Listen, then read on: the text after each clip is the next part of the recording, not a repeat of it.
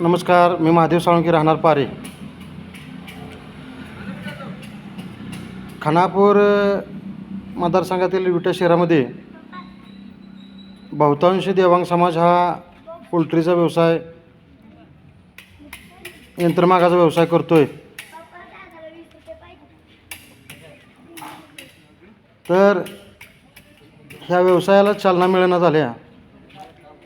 अनेक नेत्यांना ह्या समाजाचा वापर करून घेतला आणि त्यांना कोणतीही मदत मिळवून दिली नाही.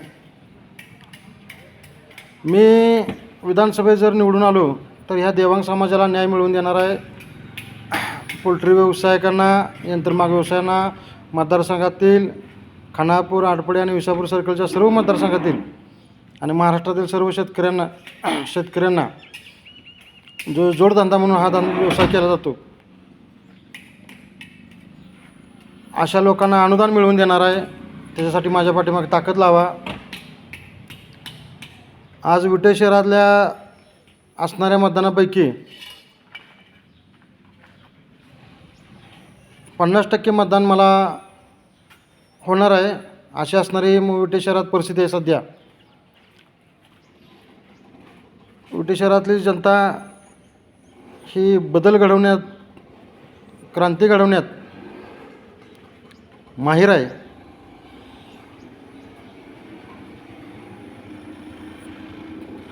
आज सर्व समाजातली माणसं, तेली, माळी, कुष्टी, लवार, चांभार, सुतार, महार, मांग, वडर, मराठा, मुस्लिम या सर्व समाजातली माणसं आज माझ्या मतदारसंघात प्रचार करतात.